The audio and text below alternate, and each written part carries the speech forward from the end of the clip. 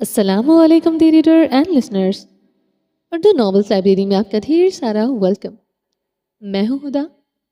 سکوت بائے مریم مظفر کی episode number 4 ہے، چیپٹر 1۔ اگر آپ نے ابھی تک میرے اس چینل کو سبسکرائب نہیں کیا تو جلدی سے بھی سبسکرائب کر دیں، لائک اینڈ شیئر کریں اور اپنی رائے کامنٹ باکس میں لازمی دیں اور مجھے بتائیں آپ کو یہ ناول کیسا لگ رہا ہے۔ تو چلیں سٹارٹ کرتے ہیں۔ تمہیں اتنا ہی مان ہے اپنے اس بھائی پر تو پکڑو اس کا ہاتھ اور چلی جاؤ یہاں سے۔ تاج ماما کی وجہ سے رہ رہی تھی نا، اب یہ احسان بھی مجھ پر مت کرو۔ سارا کو اپنے انداز پر رتی برابر رنجنا ہوا۔ خود کے لیے دال اور چاول کی ایک پلیٹ تیار کرتے وہ سلاد اٹھائے، اپنے کمرے کی جانب بڑھی۔ بریرہ زجاج مٹھیاں بھینچے ہال کے بیچوں بیچ جواب کے لیے گھوڑے دوڑانے لگی۔ اور یہ کھانا میں نے اپنے اور اپنے میاں کے لیے بنایا ہے، تمہارا یہ محنت کش بھائی جائے اور روٹیاں توڑ کر لائے۔ رہی تمہاری ہسپتال کی فیس تو میں نے یتیم پر صدقہ سمجھ کر معاف کی۔ بریرہ کے جسم میں رہ جانے والے خون نے ٹھاٹھے مارے۔ سارا اپنے کمرے میں جا چکی تھی مگر دونوں چھوٹے زجاج اب بھی اندھیر حال میں تھے۔ ٹارچ کی وہ نعمت جو وہ باورچی خانے میں تھی، سارا اسے بھی اپنے ساتھ لے گئی تھی۔ آ گیا تمہیں چین؟ لڑ لیا تم نے؟ مل گیا سکون؟ اب بیٹھ کو یہاں جھینگروں کو اخلاقیات سکھاؤ۔ اتنی دیر سے میم نے جتنا منہ بنا کر کھڑے مرد نے بھی شیر کی کھال اوڑھ لی تھی۔ ناگواری اور خفگی سے کہتے ماہیل تیز قدم لیتا باہر نکل گیا۔ متعلقہ دھپ سے صوفے پر ڈھہ گئی۔ اس کی حساسیات جگہ پر آئی تو ذہن نے چھوڑی ہوئی کرسی سنبھالی جس بھائی کے لیے وہ میدان میں اتری تھی۔ وہ دشمنوں کے صف میں ہوتا اس پر تیر چلا گیا۔ ہلکا ہلکا روتے وہ اب خود کو کوسنے لگی۔ آخر یہ غم میرا پیچھا کب چھوڑیں گے؟ مور محل شیروان۔ خرسندہ خاور کی اولادیں اکٹھی تھیں۔ سنگ مرمر کے ستون زدہ ہال کا چھت قید سے آزاد تھا۔ آسمان میں قضا ہوتی مغرب چھلکتی تھی۔ مستطیل میز پر بیٹھے وہ سب شام کا کھانا ایک ساتھ کھا رہے تھے۔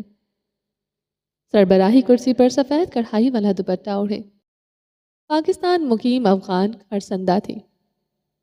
دائیں جانب پہلی اولاد ہاجرہ جلیل اور پھر 3 کرسیاں چھوڑ کر آخری اولاد نینا خاور بیٹھی تھی۔ نینا کے عین سامنے ارسان دار اور اس کے بغل میں زویب نین موجود تھا۔ اگر کسی کی کمی تھی تو وہ محض ایک وجود تھا جو یا تو مقابل سربراہی کرسی پر ہوتا یا اپنی نانی کی بائیں جانب زویب سے دور کرسیاں دور۔ ہاجرہ کے چہرے پر چھائی ہمہ وقت اداسی آج بھی وہاں موجود تھی۔ ملازم انواع و اقسام کی اشیاء میز پر سجاتے مستعد سے ایک جانب کھڑے تھے۔ سارے میں خاموشی تھی سوائے وقتاً ارزان کی زویب کے کان میں جھک کر کی گئی سرگوشی جس کا لب و لباب وہاں سب ہی جانتے تھے۔ ان کی کھٹ پٹ سے بے نیاز نینا نے کلس کر حجل کی خالی نشست دیکھی اور پھر سیخ کباب کترتے اپنے بیٹے کو خرسندہ خاور کی پسندیدہ اولاد دنیا سے گئی تو خالی مقام پر اولاد کی اولاد بٹھا لی۔ نینا نے خود کا موازنہ کیا تو آخر کمی کیا تھی اس کے اور اس کے بیٹے میں؟ اس جگہ کی اصل حقدار میں ہوں بی بی جان، اور ایک دن آپ یہ بات خود بھی مانیں گی۔ چمچ گرنے کی آواز آئی تو زویب نے گردن پھیری۔ یہاں ارزان اپنا کانٹا اٹھانے کے لیے جھکی، وہیں اس کے کان میں دھیرے سے سرگوشی کرتے سیدھی ہوئی۔ چاول کا برتن میری طرف کروں مگر کسی کو پتہ نہ چلے۔ چور نظریں اطراف میں گھمائی۔ اسے معلوم تھا خرسندہ جو بظاہر خاموش تھی وہ اس کا ہر نوالہ گن رہی ہے۔ حجل نہیں آیا؟ نینا نے سوال خاص اپنی ماں کو جتانے کے لیے کیا۔ آپ نے خبریں نہیں دیکھی کیا ماما؟ ایسی صورتحال میں لالا کمپنی چھوڑ کر آ سکتے ہیں؟ نینا نے ہاتھ میں تھاما کانٹا یوں بھینچا جیسے جوان بیٹے کی گردن ہو۔ اپنے مستحق مقام کے درمیان حائل واحد دیوار، یہ اس کا بیٹا ہی تھا۔ دیوار کو وہ سیڑھی بناتی تو وہ اپنے لالا کو دیکھتے دیوار دوبارہ کھڑی ہو جاتی اور نینا از خود زمین بوس ہو جاتی۔ تو تم یہاں کیوں ہو پھر؟ ایچ ایس کے کا چیف سیکیورٹی انچارج یہاں بیٹھ کر ملائی بوتی اور روغنی نان ٹھوس رہا ہے، جبکہ وہاں اس کی کمپنی کی ساکھ خطرے میں پڑی ہے۔ یہ وہاں رہ کر کیا ہی کر لیتا؟ اس سے قبل کہ زویب اپنا دفاع کرتا हाजरा ने तमस्खर से बोलते 3 कुर्सियां दूर बैठी बहन को देखा। आधा वक्त तो तुम्हारा बेटा घबराया ही रहता है और बाकी आधे में हजल लाला के नाम की तस्बीह नहीं रुकती। तन से भरपूर तीर चलाते हाजरा ने सर से पांव तक ज़ुएब को घूरा। सोतेली खाला नजरों तले वो शर्मिंदगी से लाल पीला हुआ। मेरे बेटे की घबराहट तुम्हें खूब नजर आती है, और खुद की बेटी जो पूरी छप्पे ताले तोड़कर खाना चुराती है। तो तब तो तुम अंधी हो जाती हो डॉक्टर साहिबा। मगर मुड़ती वो अब खुद से 10 साल बड़ी बहन की तबीयत साफ करने के मिजाज में थी। वो मेरी बेटी नहीं। बर्तन पटकते हाजरा चिल्लाई। मेज पर सन्नाटा छा गया। सबकी निगाह असराए ख्याल अरजान पर उठी। मुंह में पुलाव का निवाला डाले वो अपनी माँ को देख रही थी। ये जुमला पहली मर्तबा का सुना नहीं था, मगर इसका जहर हर बार पहला सा ही लगता था। हाजरा बेटी की आंखों में आंख आते मोटे मोटे आंसुओं से बेगर्ज थी। हम आपका ये टोपी ड्रामा पिछले 20 सालों से देख रहे हैं आपा। अगर इतना ही यकीन है कि सगी औलाद जिंदा है तो अब तक या तो इसके पास जा चुकी होती या वो आप तक आ चुकी होती। सिर्फ बॉयकट वाली ने हाथ झल्लाते बहन की दिमागी हालत पर बेजारी का इजहार किया। ये मेरी बेटी नहीं है और मैं किसी को सबूत देने की पाबंद नहीं। ये लड़कियां यहाँ रहती हैं, यहाँ का पहनती और खाती हैं, तो सब सिर्फ बीबी जान के लिए है, वरना मुझ पर हाजरा सरबराही महल की एक पुकार का असर था या माँ की आवाज़ का। हाजरा ने कफ उगलती जुबान को वक्फा लगाया। नैना अंदर ही अंदर महफूज हुई। खाने का असल मज़ा तो अब आएगा। ज़ुएब इस सब से बेजार हुआ। वो जानता था इस सब का अरजान पर दिनों तक असर रहता है। हरसंदा ने इशारा करते मुलाजमीन को तख्लिया किया। 68 की होने को हो, मगर जहन तुम्हारा अब भी पूरा नहीं है बना। नैना ने होठों पर हाथ रखते चेहरा फेरा। तुम्हारी बेटी की साल के आखिर में शादी है। अगले हफ्ते मैंने इसके ससुरालियों को दावत दी है। तारीख तय हो जाए तो फिर। आपने सुना नहीं मैंने क्या कहा? उमर सीधा माँ की बात काटते सफ़ेद बर्स की मरीज़ा फुकारी। ये मेरी बेटी नहीं है। हर लफ्ज़ चबा कर अदा किया। मेरी बेटी अरजानदार 23 साल से लापता है। आग में इस रोज़ मेरा मियाँ मरा था, मगर मेरी बेटी गुमशुदा है। हरसंदा ने ठंडे ठार नजरों से बेटी के फतूर सुने। अरजान अब सर झुकाए आंसू पी रही थी। ज़ुएब ने इसके कांपते हाथ अपनी हथेली में लिए। अच्छा, अपने बर्तन में रखे पाए की तरफ मतवज्जा होते हरसंदा ने बेटी पर दूसरी नज़र भी ना डाली। नैना की जलती रूह को बहन का धुआं धुआं होता चेहरा देखकर करार मिला था। वादी का मौसम जिस कदर भी यख क्यों ना हो पड़ जाए, मोर महल के अंदर सूरत हाल तपती रहेगी। तो किसी सवारी के करीब आने की आवाज़ आई और फिर हवेली के बाहर मौजूद लोहे के दरवाज़ों का शोर मचा। मखसूस जीप की आवाज़ सब पहचानते थे, मगर माहौल की तशनगी ऐसी थी सिवाय खरसंदा के किसी ने भी अपने काम न छोड़े। नैना माँ की इन ताबेदारियों के बल खाकर रह गए थे। खनकते लहजे और फिर मानूस कदमों की गूंज सहन के करीब तर हुई। वो बलाखिर चाप का सिलसिला सतूनों की राह पार करते आंगन में उतर आया। चिप्स के फर्श पर कदम रखते हजलने के दो तरफा सफ़ेद दीवारें थी, जबकि सर पर शाम के आसमान ने चादर चढ़ाई थी। सलाम अलैकुम। सलाम करते वह हस्बे मामूल सबसे पहले खरसंदा के करीब आया। इसके सलाम का जवाब सिर्फ खरसंदा की जानिब से मौसूल हुआ। मेरा बेटा। नवासे को देखते हमा वक्त के संजीदा चेहरा पर नरमी फैली। इसकी पुश्त पर हाथ रखते पेशानी चूमी और फिर इन्हें नर्म नजरों से हजल को बाएं जाने बैठते देखा। मुझे तो लगा था कि आज आप शहर में ही रुकोगे। एबटाबाद के गिर्द फैले इलाका जात में रहने वालों के लिए यहाँ से ये बाहर की दुनिया शहर थी। एबटाबाद में हजल का बंगला था और अमूमन मसरूफ दिनों में वो वहीं पाया जाता था। सोचा था वहीं कॉटेज में रहूंगी, मगर फिर मुझे उड़ती उड़ती खबर मिली कि आज मीठा अरजान ने बनाया है। آئیبروز کاتے حجل نے قطار کے آخر میں بیٹھی خالہ ذات کو دیکھا۔ سر جھکائے ارزان کی نگاہیں پھیلی۔ اگر ارزان کی کوکنگ آپ کو یہاں آنے پر مجبور کرتی ہے تو میں اسے کچن سے ایک قدم بھی باہر نہ دھرنے دوں، صدقے دل سے کہتے خرسندہ نے ملازمہ کو آواز دی۔ گھر کے دیگر افراد نانی نواسے کے اس تعلق کی مضبوطی سے واقف تھے۔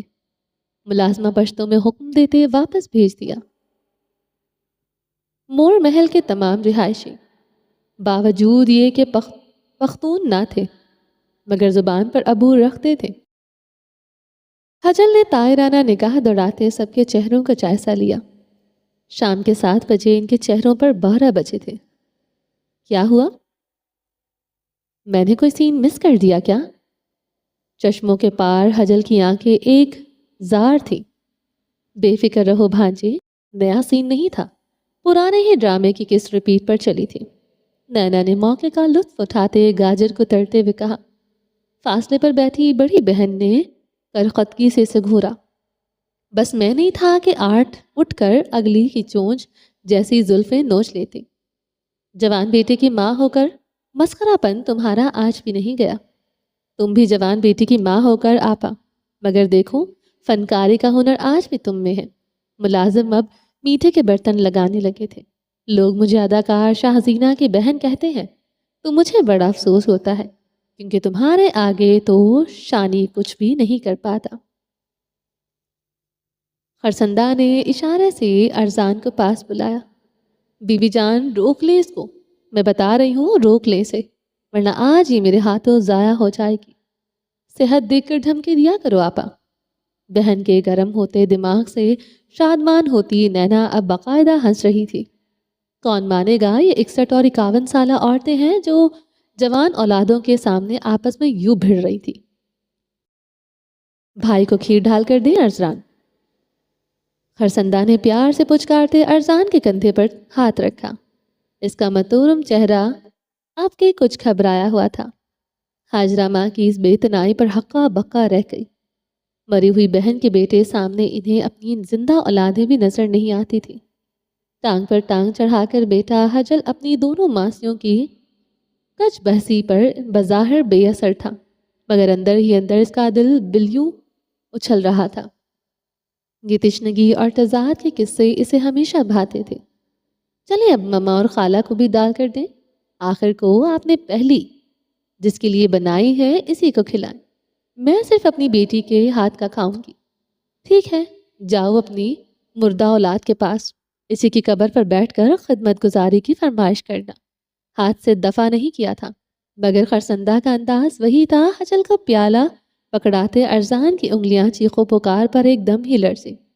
اس حرکت کو گھر کے دونوں بیٹوں نے محسوس کیا۔ جہاں ایک نے ہاتھ بڑھا کر اسے ساتھ والی کرسی پر بٹھایا، وہیں دوسرا بس ہاتھ مس کر رہ گیا۔ اس سارے کھٹ پٹ میں زویب غیر معمولی طور پر خاموش تھا۔ ہاجرہ کی آنکھوں کی پتلیاں نم ہوئیں۔ اپنی ماں سے اسے کم از کم ایسی بے رحمی کی امید نہ تھی۔ غصہ اور طیش کا فتون آیا اور اس کی زد میں آتی ڈاکٹر ہاجرہ نے میز پر دھرا پیالہ اٹھاتے چھناکے سے فرش پر دے پارا۔ شیشے کے بے انتہا ٹکڑوں کو دیکھتی ارزان کے وجود میں دراڑ آئی۔ اسے لگا گویا وہ شیشہ اسی کے چہرے پر توڑا گیا ہو۔ آپا تو روز روز کے ڈرامے میں ترقی کر رہی ہے۔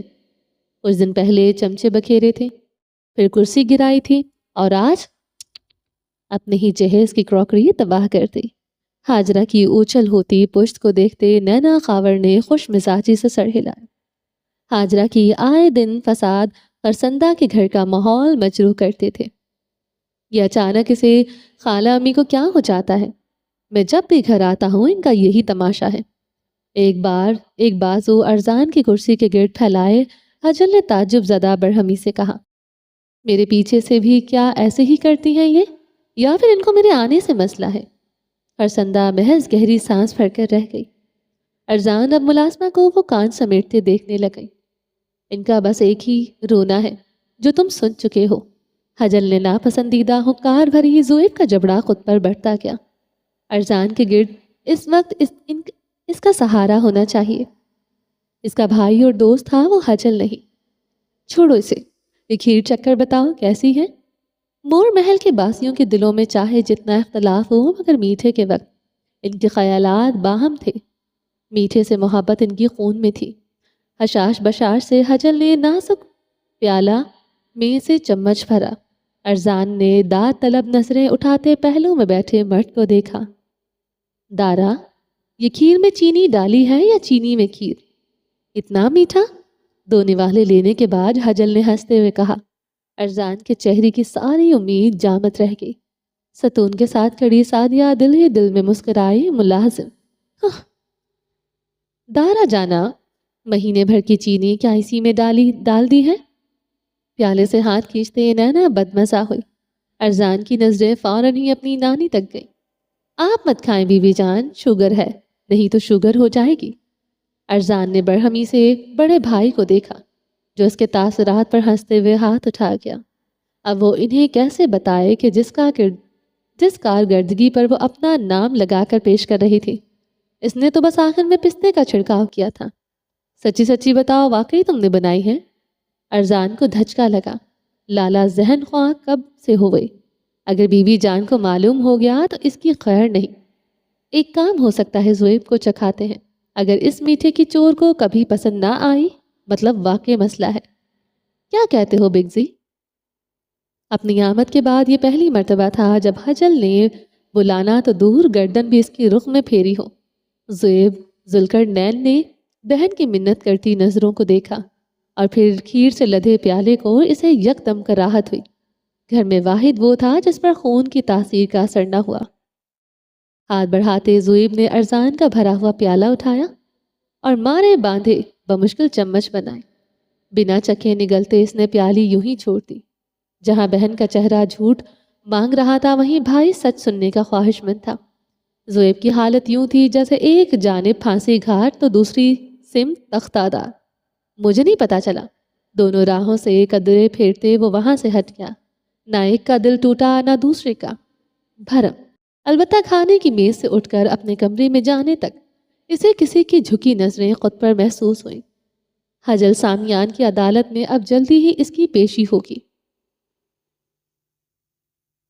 سفید اور سبز زرات سے سجا 3 منزلہ مور محل صبح کے بادلوں میں جیسا مقناطیسی لگتا تھا، اس سے کئی گنا ہیبتناک رات کی رنگوں میں دکھتا تھا۔ جب چاندنی محل کے پیچھے پھیلی گھاٹی دار گھاس پر اترتے اور چپس کے اس کشادہ صحن پر گھاس کا سایہ چھوڑتی، تیسری بند پڑی منزل کی کھڑکیوں سے جھانکو تو ستون سے سجے اس چھجے تلے جہاں چولہا تھا اس سے کافی فاصلے پر میز اور کرسیاں تھیں۔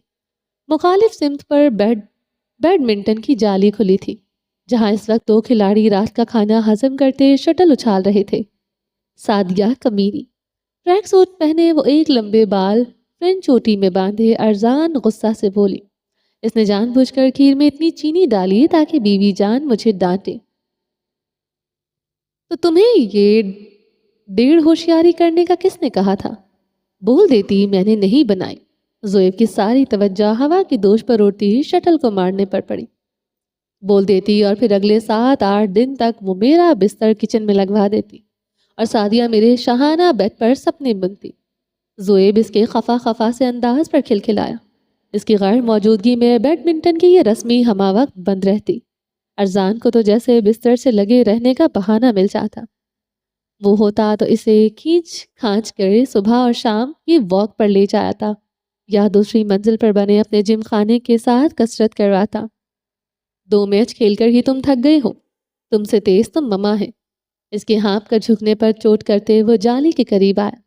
ارزان نے پھولتی سانسوں کے درمیان سے گھورا، اگر کوئی تمہاری طرح پھرتیلا نہیں ہوتا۔ صحیح کہتی ہے نینا، تم پر اپنے باپ کے خاندان کا اثر ہے۔ 51 کے نزدیک اس کی خالہ خود کو خالہ کہلوانے سے چڑتی تھی۔ وہ چھوٹے بڑے سب کے لیے نینا تھی۔ نینا کے سسرالی رشتے دار حتیٰ کہ زویب کا باپ ذوالقرنین سب فوج میں تھے۔ مت بھولو کہ ہمارے مشترکہ نانا جی فوجی استنادہ شدہ تھے۔ آج وہ حیات ہوتے تو تم جیسی سست روح کو دیکھتے حیات نہ رہ پاتے۔ ارزان نے گھما کر اسے ریکٹ مارنا چاہی جسے اس نے ایک ہاتھ کی مدد سے دبوچ کے روک لیا تھا۔ 5-11 سے نکلتے قد समेत इसकी मजबूत जिसामत से मुकाबला करना अरजान जैसी वजनी के लिए कठिन था। इसकी तर्क कोशिश से शादान होते ज़ुएब मुस्कुराया।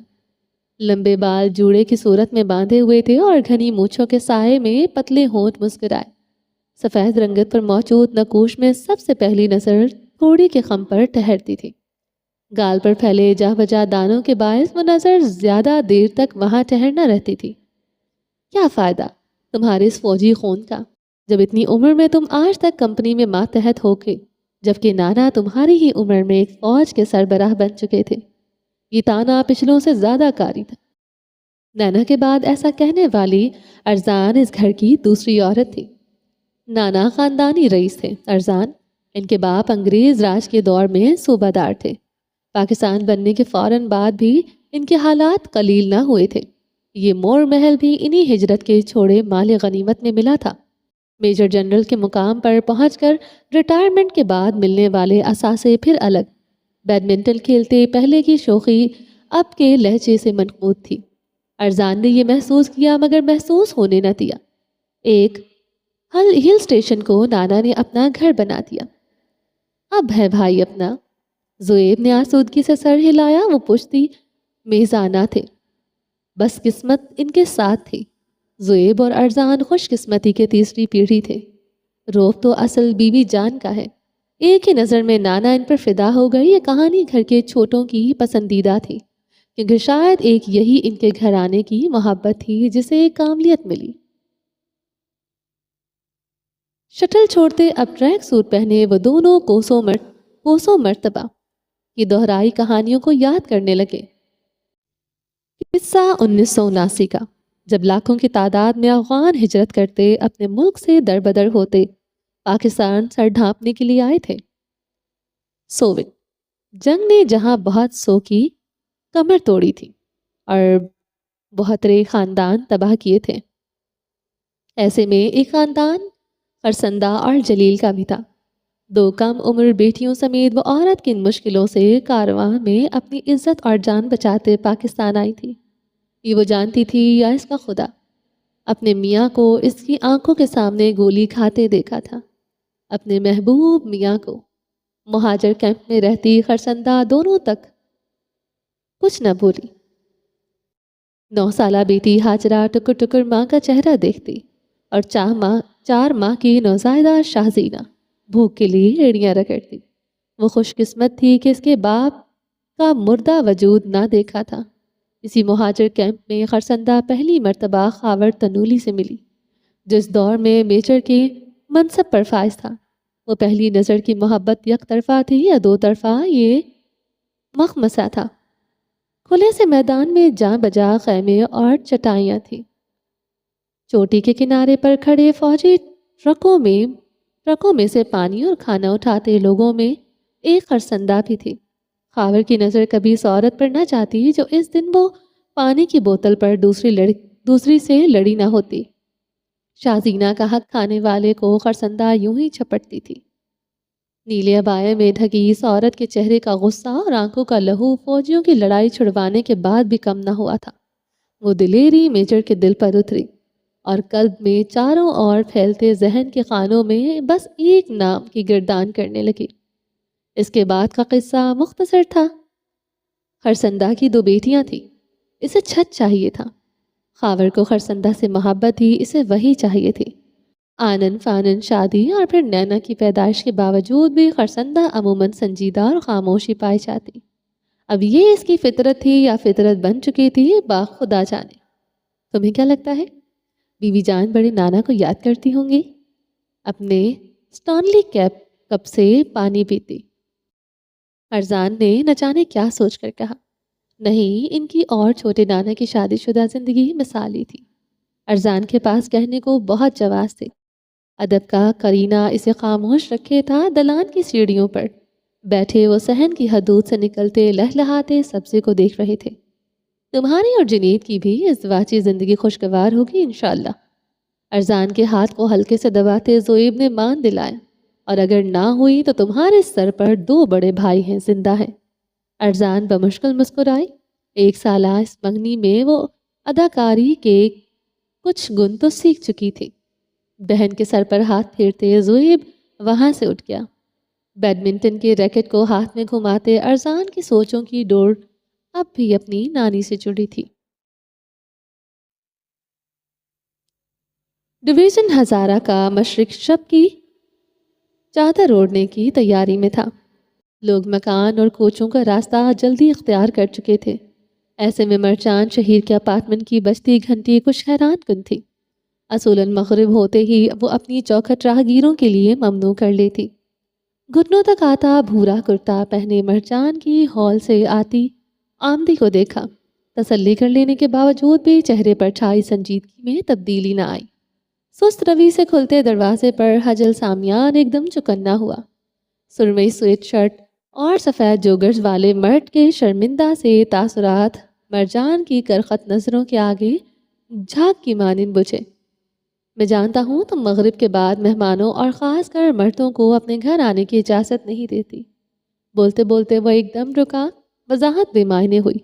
مرجان نے سوال جواب کے بغیر نزدیک ہی ٹنگی اپنی شال اٹھائے اور پھر گھر کا دروازہ مقفل کرتے شال کو اچھے سے خود پر اوڑھا۔ اب وہ حجل سامیان سے آگے چلتی لفٹ کی جانب رواں تھی۔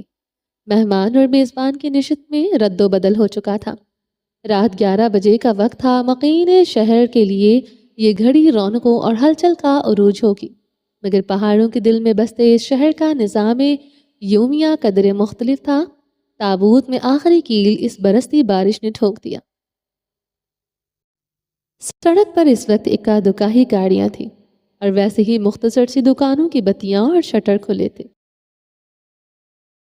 ایسے میں وہ ڈھابے والا بھی اپنی روزی روٹی لپیٹ کر نرم بستر کے سہانے خیال بنتا گھر کو ہوتا ہوا اگر وہ 2 ہستیاں اس کی دکان میں موجود نہ ہوتی۔ اپنے ہی شہر کے معروف ہستی کے لیے تو وہ رات کے پچھلے پہر بھی بستر چھوڑ کر دکان لگا لیتا۔ ایسی محبت تھی ایبٹ آباد کے لوگوں کو اپنے سیاستدان حجل سامیان سے۔ کیسا گزرا تمہارا وزٹ؟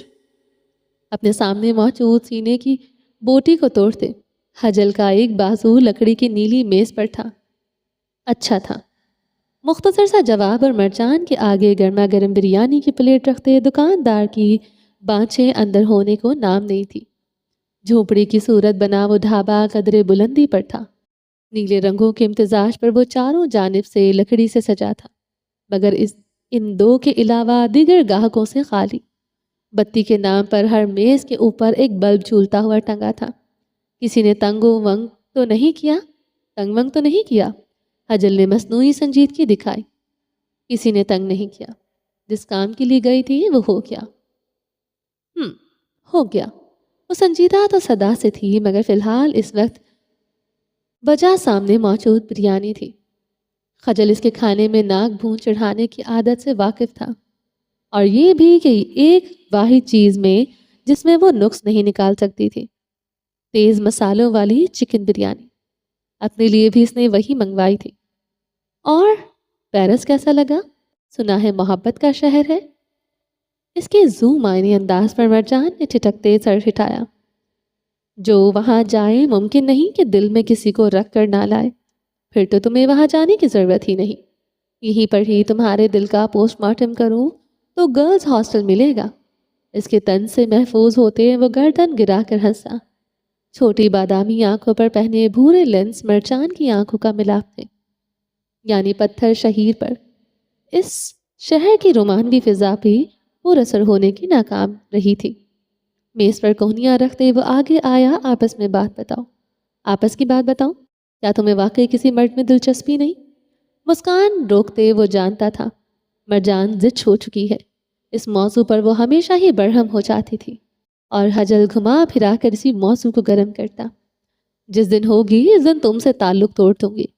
2 ٹوک لہجے میں سے موضوع روکنے کے لیے باور کرتے مرجان نے موسم جتنی ٹھنڈی کوک کا گھونٹ پڑا۔ پھر تو میں دعا کرتا ہوں کہ تم تا عمر سنگل رہو۔ مرجان کے چہرے پر سایہ سا گزر گیا۔ بریانی کا چمچ آدھے راستے میں ٹھہر گیا۔ ڈھابے کا مالک ایک جانب کو موجود دفتر سے اپنے غریب خانے میں بیٹھی ہستی کو دیکھتے ہوئے گلنار ہوتا رہا۔ وہ 2 برسوں کے رفیق اس بات سے انجان تھے کہ فاصلے پر رکی گاڑی ان کی تصاویرات اتار رہی ہے۔ تمہارا پروجیکٹ کیسا کیا؟ آج اناگریشن تھی نا اس کی؟ حجل خام سامیان کی شوخی پر سفید چونا ملتے مرجان اب اوپری ہاتھ اختیار کر چکی تھی۔ اچھا تھا۔ کرسی پیچھے ہوتے اطراف کی پھیلی سڑک کو دیکھا۔ چھوٹی موٹی رکاوٹیں تو آتی رہتی ہیں، اب ان مسائل کی وجہ سے میں اپنی منزل تو نہیں بدل سکتا۔ اس لڑکی کی موت کیسے ہوئی؟ حجل جگہ پر جم گیا۔ ایسے برخاستن وہ سوال اس سے یہی عورت کر سکتی تھی۔ بڑے ہی پیٹ کا ہلکا ہے تمہارا سٹاف۔ حجل نے بات مذاق میں اڑانا چاہی۔ تم نے میرے سوال کا جواب نہیں دیا۔ مہا گلزار کی موت کیسے ہوئی؟ مالک اب چلتی ٹھنڈی ہوا کے باعث کھڑکیاں بیڑنے لگا۔ شہر کا نائب بیٹھا تھا، بھلا وہ اسے موسم میں مار تھوڑی دیتا۔ Heart attack. حجل نے ڈھیر سا تھوک نکلا۔ ایک دم حلق خشک ہوا، وہ عین موقع پر ہی مر گئی تھی۔ میرے علاوہ یہ بات اور کون کون جانتا ہے؟ مرجان کی نگاہیں گہری تھیں۔ تمہارے علاوہ کیا میں کسی اور کو بتا سکتا ہوں؟ حجل کو چختایا۔ کسی اور پر مجھے اعتبار نہیں۔ بات کی بھنک بھی پڑ گئی تو یہ جنونی عوام میری جان کو آئے گی۔ مالک ان کے پاس کی کھڑکی بند کرنے کو قریب آیا تو حجل نے ہاتھ اٹھاتے اسے دور سے روک دیا۔ وہ اور مرجان یہاں تنہا تھے، کم از کم ان کی جانب کھڑکی کھلی ہونی چاہیے۔ کیا اس کی موت دوا کھانے سے ہی ہوئی ہے؟ حجل نے کنکھیوں سے دوست کا چہرہ دیکھتے سر تائید میں ہلایا۔ اس نے غلط دوا کھائی تھی۔ اس سے قبل کہ مرجان کچھ کہتی، حجل نے راز پر سے پردہ اٹھانے میں عافیت جانی۔ میں نے فوراً لیب ٹیسٹ کروائے تھے اور اس شیشی میں گہری سانس لیتے کندھے حساس چھوڑے کسی نے دوا تبدیل کر دی تھی۔ اس کی سبسٹینس کمپوزیشن وہ نہیں جو اصلی ریجنکس کی تھی۔ کیا تمہیں کسی پر شک ہے؟ مرجان کی شال پھسل کر شانوں پر گری۔ سانس تھی کہ بحال نہ ہونے پر بزد تھی۔ میرے گرد صرف قابل بھروسہ لوگ ہیں، گدھوں سے میرا کوئی تعلق نہیں۔ صاف گوئی سے کہتے وہ پیچھے ہوا اور سینے پر بازو باندھے۔ کیا کرو گے اب؟ اس کی موت کی وجہ سے میرے ہسپتال کی نااہلی کہو گے؟ حجل یوں مسکرایا جیسے مرجان کے ہاتھوں پکڑے جانے کی ہی توقع تھی۔ میرے ساتھ رہ کر تو تم بھی خوب سیاست سیکھ چکی ہو بنت شہیر۔ مگر مرجان نہیں مسکرائی۔ اس کی مسابقت نظروں میں مزاح کی نہ تھی، کہیں نہ تھی۔ اگر حقیقت کھل گئی تو کتنا نقصان ہوگا۔ اپنی بریانی میں چمچ گھماتے نگاہیں پرسوچ تھی۔ نقصان ناپنے کا کوئی پیمانہ تھوڑی، یعنی زیادہ نقصان ہوگا یقیناً۔ انویسٹرز اپنا ہاتھ کھینچ لیں گے۔ تمہاری کمپنی ہیلتھ اتھارٹیز کی نگاہ میں آ جائے گی۔ سوشل میڈیا اور خبروں پر ہونے والی بدنامی الگ۔ حجل نے یوں کندھے اچکائے جیسے کہہ رہا ہو ہاں شاید۔ فی الحال تو اس لڑکی مہا کے گھر والے اور دوست احباب حلق کا کانٹا بنیں گے۔ ملنے اور سچ جاننے کی ضد پر پھر میڈیا کی پوری کو کوریج، بریانی کا سارا مذاق خاک ہوا۔ مجھے تو سمجھ نہیں آ رہی ہے راتوں رات میرا حریف نکل کہاں سے آیا۔ پیشانی مسلتے اپنی سوچوں کو زبان دی۔ تمہیں واقعی کسی پر شک نہیں؟ اپنے قریب وجود سے ہٹ کر بھی دیکھو۔ ملک کی دوا بنانے والی کمپنیوں کو میں انگلی پر گن سکتا ہوں۔ نور حیات آج نہیں 1 سال سے منظر نظر ہے۔ اسی تلے ہم نے مختلف پروڈکٹ لانچ کیے ہیں۔ ریجنکس کی افواہیں اس سے مشروط تھیں۔ اگر کچھ ہونا ہوتا تو میرے مخبر مجھے آگاہ کر دیتے۔ موٹے موٹے بریانی کے 3-4 چمچ کھاتے خجل کے ماتھے پر ناسمجھی کی فکریں تھیں۔ مرجان نے کچھ دیر یوں ہی اسے پیٹ کی آگ بجھاتے دیکھا۔ ہم ایک دوسرے کو کتنے عرصے سے جانتے ہیں؟ برتن خالی کرتے حجل نے پانی کی بوتل کھولی۔ یہی کوئی 8-9 سال سے، جب تم نے اپنا ہسپتال کھولا تھا اور میں نے HSK میں اپنی ڈیڈ کی بکی نشست سنبھالی تھی۔ چلیں جی باقی کا نیکسٹ ایپیسوڈ میں کنٹینیو کریں گے۔ امید ہے آپ کو یہ ایپیسوڈ پسند آئی ہوگی۔ اگر آپ نے ابھی تک ہمارے چینل کو سبسکرائب نہیں کیا تو جلدی سے بھی سبسکرائب کر دیں، لائک اینڈ شیئر کریں اور اپنی رائے کامنٹ باکس میں لازمی دیں۔ اپنا ڈھیر سارا خیال رکھیے گا، دعاؤں میں یاد رکھیے گا۔ ملتے ہیں نیکسٹ ایپیسوڈ کے ساتھ، تب تک کے لیے اللہ حافظ۔